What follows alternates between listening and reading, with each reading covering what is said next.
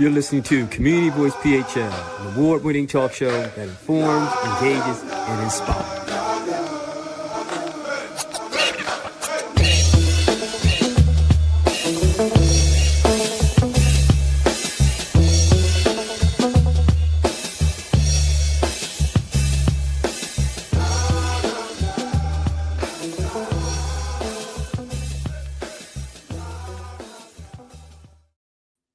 Hey, thanks again for listening to Community Voice PHL. Community Voice is an award-winning talk show that highlights the value-based programs and services that people are doing all across the tri-state area and even across the nation. So thanks again for listening to Community Voice PHL, a show that informs, engages, and inspires. And as always, we're excited to be on the airways with you because we always have exciting guests on, and we're thrilled about the particular guest we're going to bring on today's show for various different reasons. I'll share a few later about that.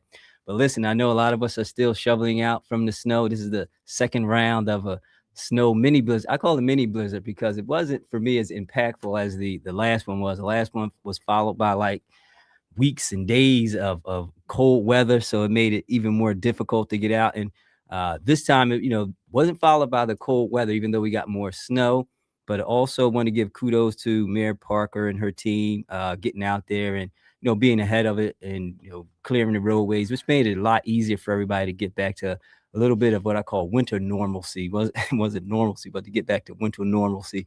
So shout out to Mayor Parker and her team and the city officials and those who were able to help dig us out this go around without having to be with cabin fever, being in the house for days beyond end. So kudos to them, and kudos to every neighbor that helped out everyone as well, because I know this time of year when we have someone who maybe are not able to get out and shovel their car or their walkway, kudos to neighbors who were able to do that. I know where I live at in the Germantown section, I was driving about and I saw quite a few folk helping, everybody else. That was a cool thing to see. And that's, what the city of brotherly love and sisterly affection is all about. But let's get this winter over with, because y'all know your brother is not about being a wintertime guy.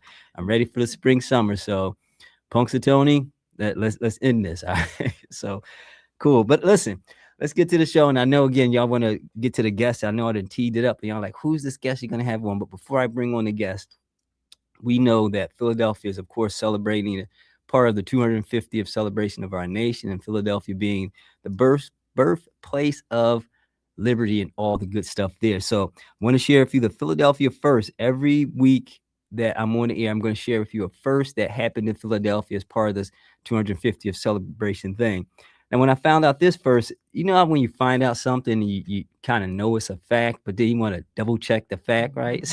So when I found out this fact, I was like, is this really true? Was Philadelphia the first for this? So, and it's really true. So I checked it and double fact checked it. So, and if anyone out there wants to triple fact check it and kind of call me on it, I had no problem with that. Send me an email to communityvoicephl@gmail.com. And you can be able to get your kudos for finding out if this fact is true fact or not. But I believe that it is. But anyway, the fact that I have for Philly first is that the first sports stadium in America was built in Philadelphia. How about that? The first sports stadium in in America was built in Philadelphia. And the first sports stadium that shocked me about it was Franklin Field. Yeah, go figure. Franklin Field was the first sports stadium built in America, built in 1895. So Philadelphia set the stage for sports and sports arenas, in particular outdoor arenas, by building the Ben Franklin Field. Franklin Field was the first one. I was like, is that true? Looked it up, and it's true. 1895, first sports stadium built in Philadelphia. First Philly fact. Now, to celebrate that, put this on your calendar. I know people go out to the pin relays, but what they're going to have is a Firstival. It's called a Firstival, all the Philly first. And so the Firstival for Franklin Field is going to be celebrated on Saturday, April the 4th at 11 a.m. to 1 p.m. And for those who are not familiar where Franklin Field is located, that's 235 South 33rd Street, adjacent to the campus and right even on the campus of University of Penn. But that's Franklin Field, the first stadium built in America, first sports stadium built in America. And going to have a Firstival celebration Saturday, April the 4th, 11 a.m. to 1 p.m. That's 235 South 33rd Street. And also during that time and that day, there's going to be a lacrosse game too. So before the lacrosse game, they're going to have that festival celebration celebrating Franklin Field being the first field built in America. How about that? So, like I said, I had to look it up. I said maybe Soldier Field was, or maybe, Lambeau Field, and it was Franklin Field. So that's a cool Philly fact. So that's a Philly first. You can share that for all y'all Philly fans out there, for sports and all that good stuff. You can share that, or you want to throw out a trivia game question. I'm sure you're going to stomp a lot of folk with that one, because they will not believe that. And the last time I was on the air, not last time, a couple weeks ago I was on the air, I shared with the listeners that the first pro basketball league started in Philadelphia. Man, we got so many emails about that. I was like, oh, but it's true. Go look it up. The first professional basketball league. Now, again, of course, it wasn't the NBA, it was the NBL, but it was started here in Philly. So there's a lot of Philly first happening. And again, I want to celebrate that, to celebrate the history of the city, celebrate the history of the 250th, and just all the great things that happens in Philadelphia. Plus, it kind of falls in line with all the great organizations and individuals that's happening and doing things in Philly. Philly got a lot of great things happening. Tri-State area got a lot of great things happening. Want to continue to celebrate that. So that's that with the Philly first. But today we're going to continue with our Smart Start series. As you know, we've extended it over into February, and we're going to have that, Smart Start be part of how we can get our year going in the right direction in various different ways. We talked about health and wellness. We talking about, fitness. So now we're going to get into an education topic, because today we're going to delve into that topic that affects families and students in every community, and it's the importance of a quality education. And so to help us explore that and dive into a little bit more, I have a special guest on the show, Altevese Rosario-Jones, Director of Academics at Boys Latin. Altevese, thanks for being on Community Voice PHL. Thank you for having me. You are welcome. You're welcome. So I gave a little intro about, your position. Give our listeners and viewers a little bit more about your experience and who you are, so that they can say, who's this person that he has on the air, Director of Academics? That's a deep, what? That seems like everything academic, she taking care of it. Don't worry about it. I'm directing this, but seriously, Director of Academics. So I love that you think that's what that means. Thank you. Well, I mean, well, Yeah, not quite. Not all the things. Some of the things. I have been in the field of education for more than 15 years, beginning my tenure as an elementary school teacher, and then moving into higher positions such as teacher leader, a school based teacher leader. I have been a professional learning specialist for a network of schools in Philadelphia. And I have also worked as a director of mathematics for the School District of Philadelphia. And now, as you shared, I am with Boys Latin, director of academics, primarily focused in mathematics and science, but truly doing a lot of things, all education. So, all yeah. educate. See, that's what I'm talking about. See, you talking about, I love you think that is, because that is what it is. All things education. Just want to say it in a different and special way. But I can dig that. I can rock with that. So let's start with, the big picture. When we say, quality education, that can often be a handful of a topic to put a grasp around. But, what does that really mean in today's world in terms of, people getting into the education space? What does a quality education look like, or mean in that aspect? Yeah, that's such a broad question, Right. with a highly nuanced response, because there's so much that goes into education, right? Mm-hmm. So the first thing that, and let me just say, well, let me first say, the opinions expressed in Let me. The opinions expressed are not those of Boys Latin, but those of Altevese Rosario-Jones in and of herself. So, therefore, if you have any challenges or qualms about this, please email communityvoice@phl.com. We'll respond accordingly. Exactly. Thank you very You're much for welcome. that. I appreciate that. But no, so when people think of high quality education, people always want to start with teachers, right? Mhm. Teachers need to do these things and da da da da. And while that's not wrong, Mhm. it's not, in my opinion, and what I found to be true in my career, that's not where it starts, Mhm. right? Education starts at home with families, with Mhm. parents, with those trusted caregivers who are taking care of students, who are teaching children the value of education, who are Mhm. teaching children what it means to be educated, what it means to show up as your best self in Mhm. school, what it means to be a thinker and a learner, a critical thinker Mhm. and a learner. And so it really starts with parents and families instilling that into children. And then it starts with parents and families being supportive partners in Mhm. school. Mhm. And supportive partners doesn't mean showing up only on report card conference day Mhm. or interim report day. It means showing up, having those conversations with your child's Mhm. teachers, letting your children's teacher know, hey, this is how my child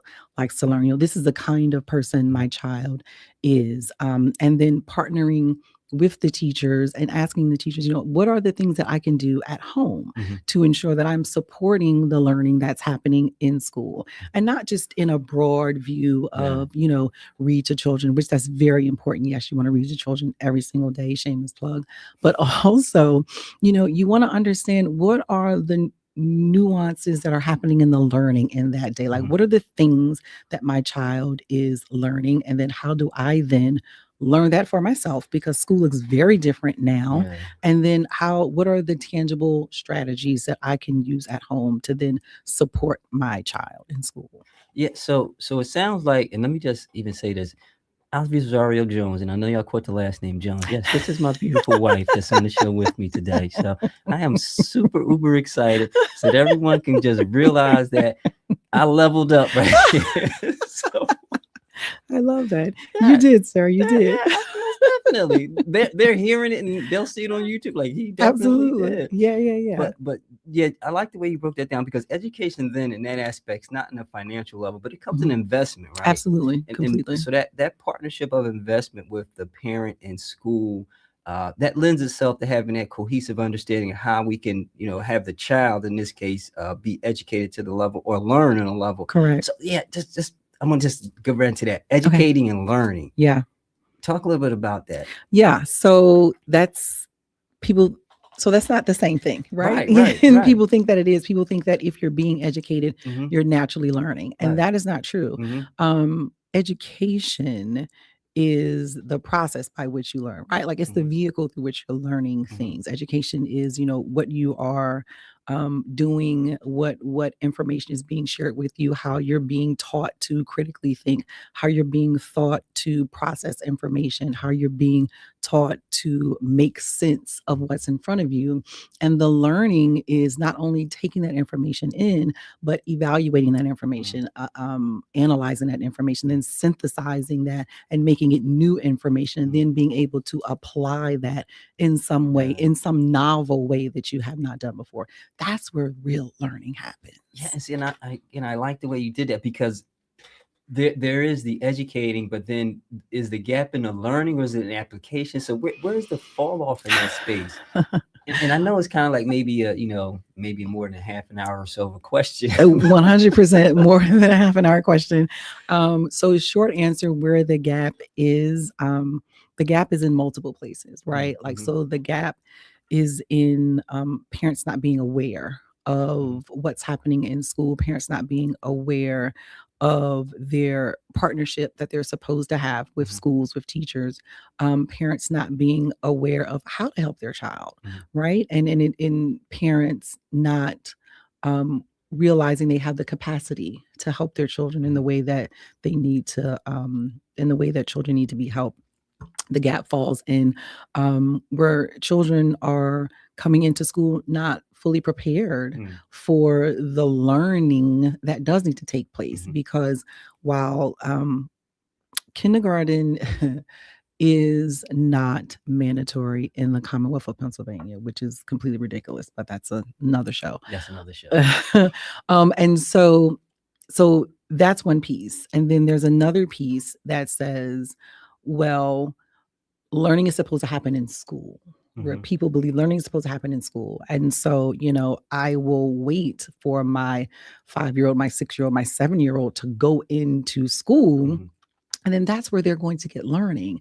And I'm not doing any of the foundational Mhm. piece to ensure that, first of all, that again, they have a solid foundation, and then that foundation is able to be built upon. So Mhm. there's that. And then there's, the limited resources that are Mhm. in schools. There are and God bless the baristas that want to be teachers, but there are the people who are coming into the education profession who are not fully trained and prepared to be educators, Mm. who love children and want to support children Mhm. and know that education is a space where support is needed. Mhm. And because they love science, Mhm. because they, were an engineer, because they are an avid reader and love literature, they say, oh, I can go and I can teach children. And so let me apply to be a teacher. And then they're hired because, of course, there's a shortage because, Mhm. education needs bodies Yeah. to Yeah. educate. And so individuals, well intentioned, beautiful hearted individuals come into a space and they are ill equipped to do the job. Mm. um, and then you have folks inside the building. Maybe they're the administrators, maybe they're the teacher leaders, and they're figuring out, how do I support Mhm. professionals who are learning how to do the job that they've already been hired to So do. they're learning how to be You- teachers by their teachers. That's the true on the job. exactly. That's on the job training On that the can job training be for challenging in real. that aspect. And so I watched the movie The Great Debaters with Denzel Washington, and it's Hmm. really a beautiful movie. And Hmm. I loved a lot of lines from that movie. One of the things he said was that about the word educate.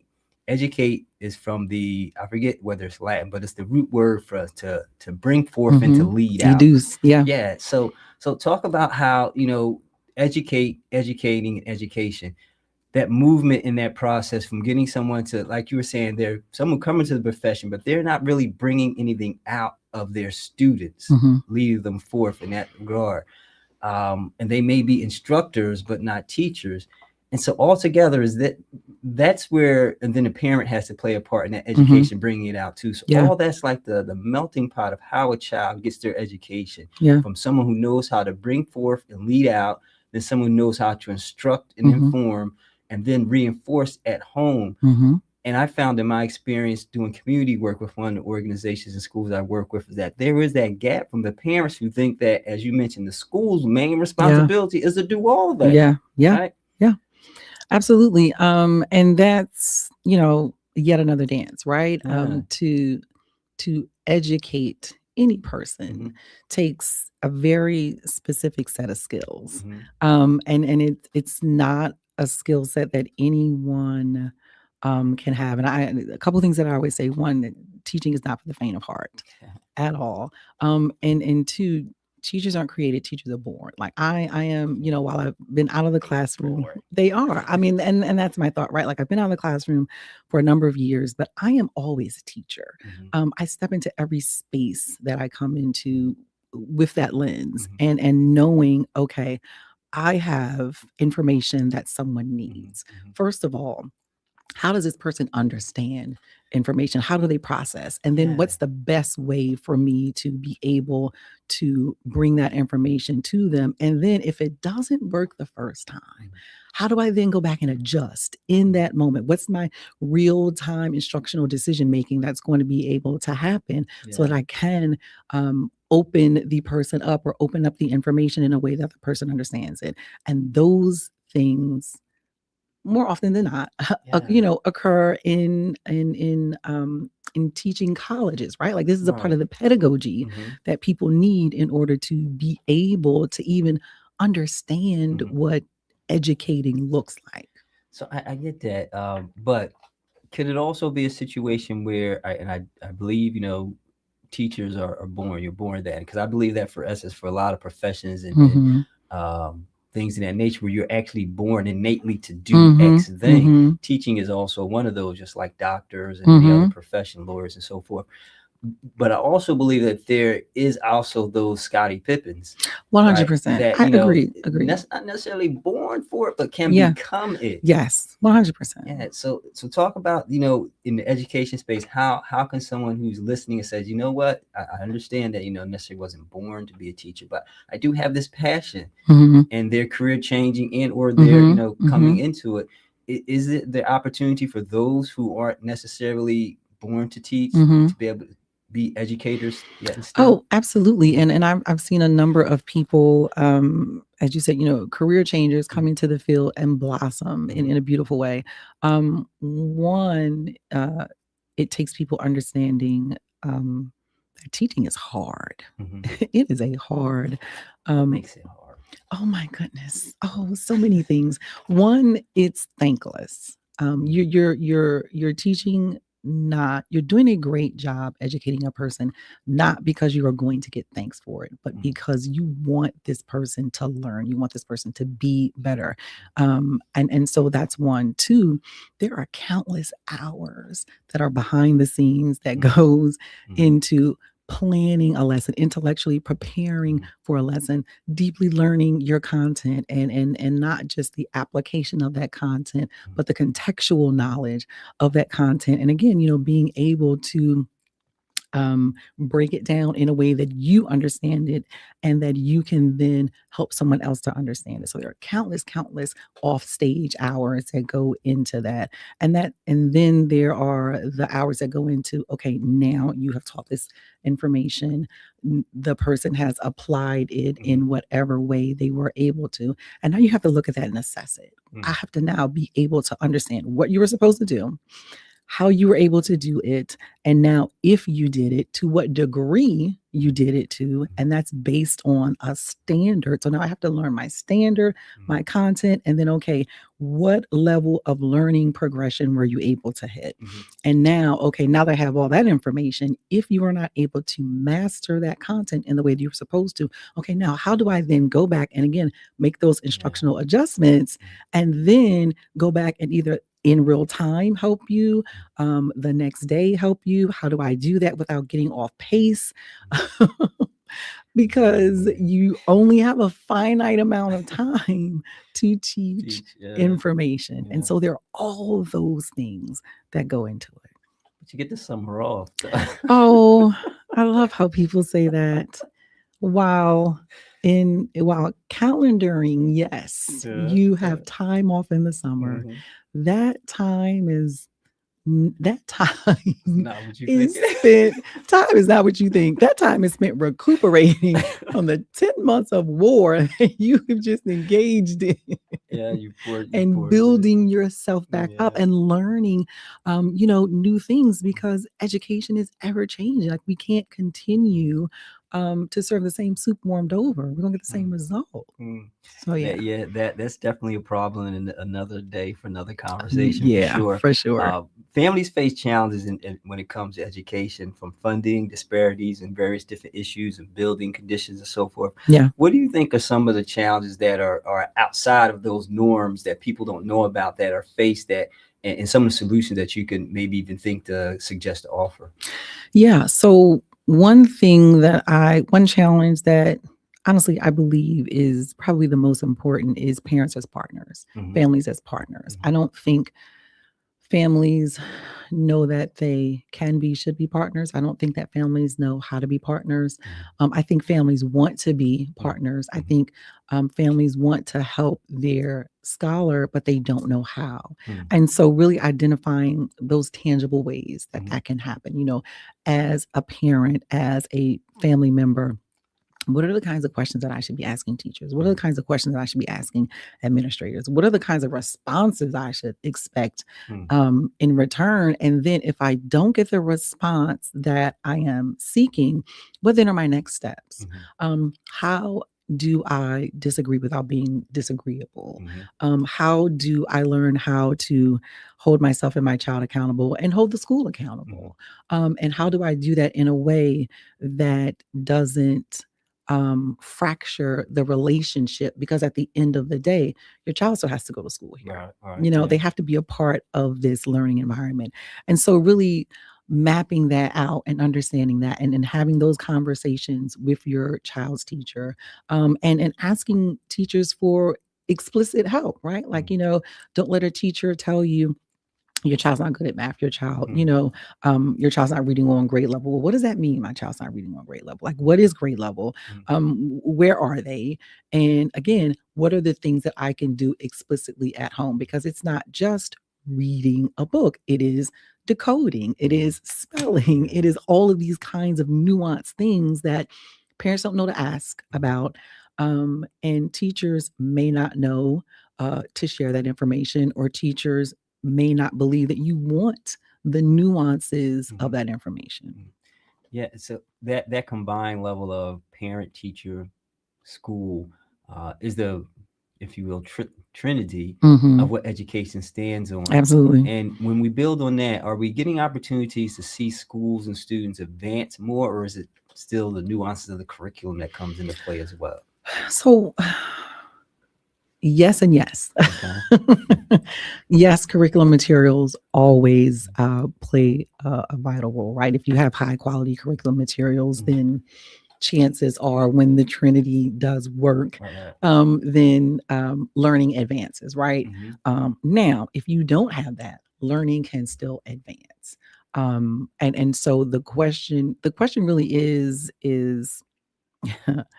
how bad do you want it, right? Because that means that you're going to have to do a lot. Like, so okay, so how bad do you want it is that, and we're coming up on the end, really getting to it too. oh, dang it. So how bad do you want it is that, how bad do you want it from student, bad you want it from teacher, how bad do you want it parent? So who has to answer that how bad you want it question? Everyone, because we all work together. How bad does a student want it? How bad does what is instilled in the student about learning and wanting to learn? All right, so we're gonna have to have a part 2 on this. No, because and I say that because what if one of the three wants it and the other two doesn't? What if two wants it, and you know what I mean? And because all those things are true, right? Yeah. All those things are true, and that's when progress in the way that it could happen doesn't. Right. Yeah. So it gets stagnated, because It if does. I'm little Jeffrey, forgive me, Miss Bowman, Poor Miss Bowman. just didn't want it, and my mom wanted it, and the teacher wanted it, but it's just like, and so little Jeffrey thought he was smarter than what he was, until he realized, till he got to a point where he did want it just as everyone else. Yeah. So I say that to say, there comes that break in the whole process when, if you will, the blame can't go to anyone, because it has to be collective in that approach. So we are landed on a moment where we do have to stop. And I definitely want people to know more about your thoughts in terms of education. So any final parting words about education and how we can develop quality education outside of anything that you probably already shared? So honestly, the main sticking point is really that everyone has to do their part. And your job is going to be hard. Your job is going to require a lot of you. Your job is going to take a lot of time. Your job is going to require you to go further than you expected to go, to do things that you didn't know you knew how to do. And it's going to require that you learn how to do things that you don't want to. And that's literally for everyone involved. But when it happens, it's magical. That's the magic of it all right there. It is. So listen, Altevese Rosario-Jones, thank you for being on Community Voice. We Thank definitely you want to for have you having me. back, because we got to tease up the rest of that conversation about how we balance that trinity. And if you're listening out there, you've just tuned in, we wrapped up a great conversation with Altevese Rosario-Jones, Director of Academics at Boys Land, talking about the importance of quality education. We will have a part 2 to this conversation, because it definitely demands it, and there's more that we can talk about with that, because I know some of you who are going to send me the email, CommunityVoicePHL@gmail.com, talking about different aspects of education and how we can continually build that up. And by the way, this show was based on a request from our email listeners or viewers, and we appreciate that. So we're going to tease up this conversation one more time, so we can really get to a solid foundation and land this plane on what does a quality education look like. And as a shout out, also send me an email, CommunityVoicePHL@gmail.com. And give a shout out to your favorite teacher. We all have one favorite teacher that really either set us right, kept us balanced, and really encouraged us to be all that we can be and continue to do that. So Miss Bowman, who's passed away, was my favorite teacher, and you've always often heard me talk about that. Altevese, you have one? Oh, I have two. Miss Turley, my middle school math teacher, and Miss Fox, my elementary teacher. So there you go. So those two will get shout outs, and give us a shout out to yours, and we'll properly read some over the air if you allow us to. If you say we give us your consent to do that, we'll do that. But that's all the time we have. Thank you for tuning in. Remember, if it's happening in your community, we need to hear your voice. Peace, and we are out.